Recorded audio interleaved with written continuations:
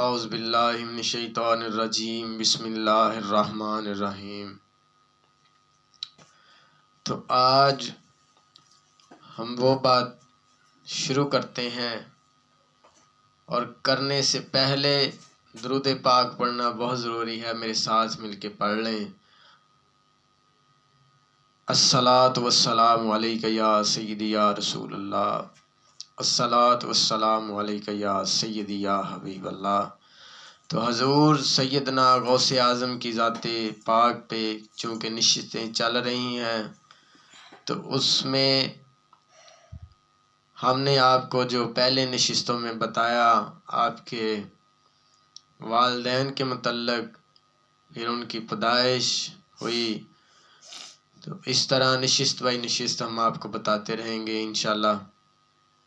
تو ایک دن حضرت سیدنا غوث اعظم کی ذات پاک، بچے تھے چونکہ، آپ بازار گئے، بازار میں جا کے تو بچوں کے ساتھ کھیلنے لگ پڑے۔ کھیلتے کھیلتے آپ بھی بچوں کے ساتھ چونکہ کھیل رہے تھے، تو بچے بیل کو چھیڑ رہے تھے، بیل کو تنگ کر رہے تھے۔ ایک بیل کو جو بازار میں جا رہا تھا، بچے بہت تنگ کر رہے تھے، تو سیدنا غوث اعظم کی ذات پاک بھی ساتھ تھے۔ تو اس بیل نے گھوم کے بولنا شروع کر دیا اور سب حیران ہو گئے۔ آپ متوجہ ہوئے شیخ عبد القادر جیلانی قطب ربانی کی طرف۔ آپ وہ بیل کہتا اے عبد القادر، تجھے اللہ نے اس کام کے لیے پیدا نہیں کیا۔ تو حضرت سیدنا غوث اعظم کی ذات پاک آپ بڑے پریشان ہوئے، ڈر گئے ایک دم سے کہ ہے بچپن میں تھے کہ بیل بول رہا ہے اور مجھے کہہ رہا ہے۔ تو آپ گھر آئے، گھر آ کے بڑے پریشان ہوئے۔ آپ چھت پہ چڑھے تو آپ نے دیکھا حج کا دور تھا، حج کا موقع تھا، تو آپ نے اپنی چھت سے میدان عرفات دیکھ لیا، اور دیکھ کے آواز بھی آ رہی ہے، حاجی نظر آ رہے ہیں کہ اللہم لبیک لبیک لا شریک لک لبیک۔ جب آپ نے یہ منظر دیکھا تو آپ اور حیران ہو گئے، اور حیران ہو کے نیچے اترے، اپنی والدہ محترمہ سے بات کی کہ اماں جان، مجھے اب اللہ کے دین کے لیے وقف کر دیں، مجھے اپنے نانا جان کے دین کے لیے وقف کر دیں۔ تو ماں نے کہا بیٹا کیا بات ہے، کیوں اس طرح کہہ رہے ہو، کیا مسئلہ ہوا ہے، مجھے بتاؤ۔ تو آپ نے اپنی والدہ سے وہ بیل والا واقعہ بتایا، پھر آپ چھت والا واقعہ بتا رہے ہیں۔ دونوں واقعات جب آپ نے بتائے تو آپ کی والدہ ماجدہ نے آپ کے والد صاحب کا جو بکسا ٹرنک تھا وہ کھول کے تو اس نے، آپ کی والدہ نے وہاں سے 40 دینار نکالے، 40 دینار نکال کے حضور سیدنا غوث اعظم کی ذات پاک کی نیچے والی بنین ٹائپ ایک گودڑی سی، اور اس کے اندر 40 دینار ڈال دیے۔ وہ ڈال کے تو تھوڑا سا راستہ بنا دیا کہ جب تجھے ضرورت پڑے یہاں سے ایک نکالنا اور خرچ لینا، بیٹا میں اکیلی ہوں، میں تیرے پیچھے نہیں آ سکتی، اور جا اللہ کے دین کے لیے کام کر، اپنا نام روشن کر دے، جیسی بشارتیں ہمیں ہوئی ہیں تمہارے متعلق، جب اس منزل پہ چلے جا۔ تو حضرت سیدنا غوث اعظم کی ذات پاک،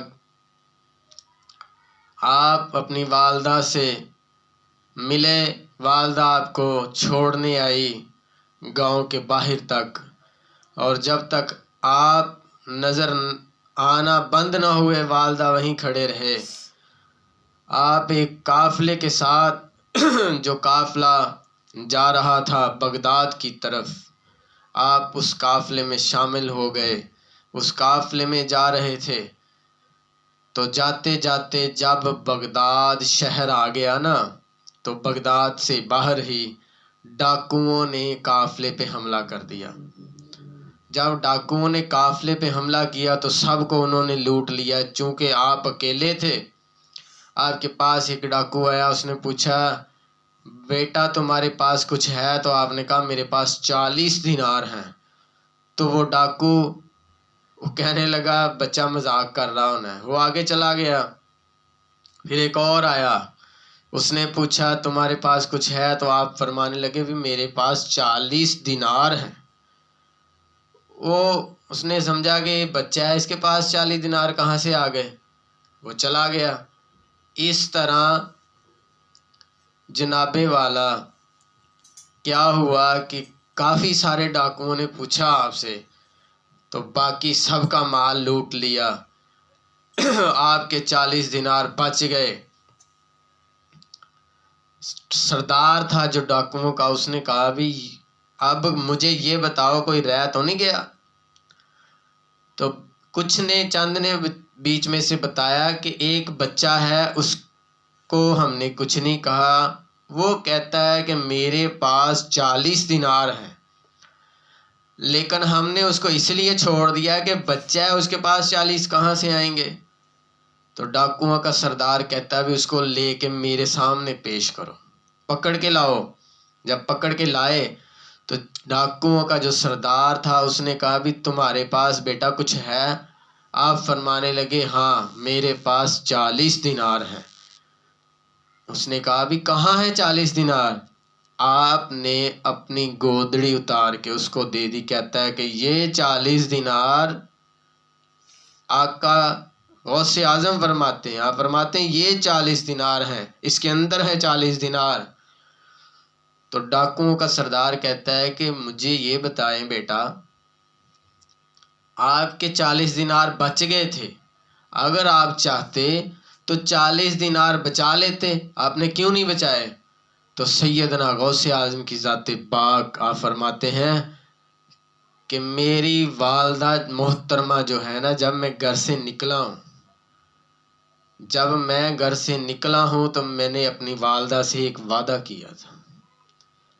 کیا وعدہ والدہ نے مجھ سے لیا تھا کہ بیٹا جتنی مرضی سختی آ جائے کبھی زندگی میں جھوٹ نہیں بولنا۔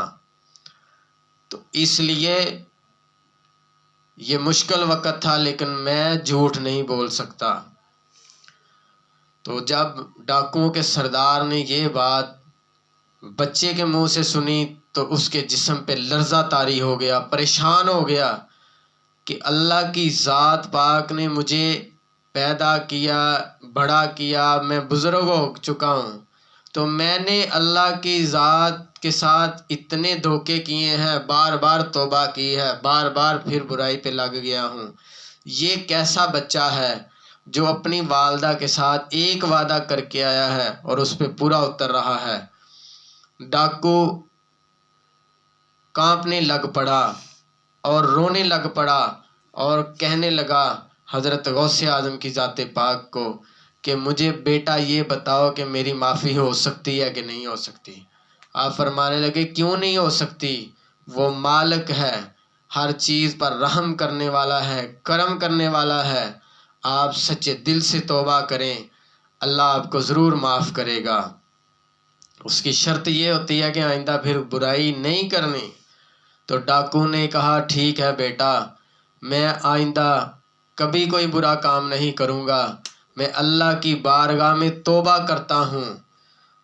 تو باقایا جو ڈاکو تھے سب کو سردار نے کہا بھی آپ چلے جائیں، میں نے توبہ کر لی ہے، اب میں اللہ کی بارگاہ میں سچے دل سے توبہ کرنے کے بعد کبھی برائی نہیں کروں گا، میں نے توبہ کر لی ہے، آج سے آپ کا میرا راستہ الگ ہو گیا۔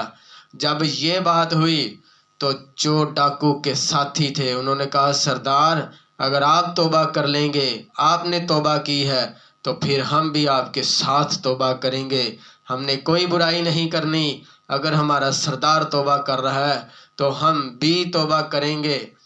تو اس طرح یہ راستے کا واقعہ ہے۔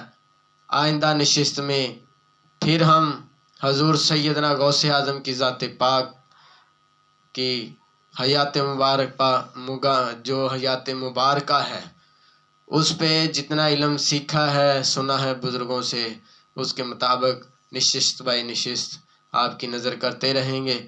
وآخر دعوانا ان الحمد للہ رب العالمین۔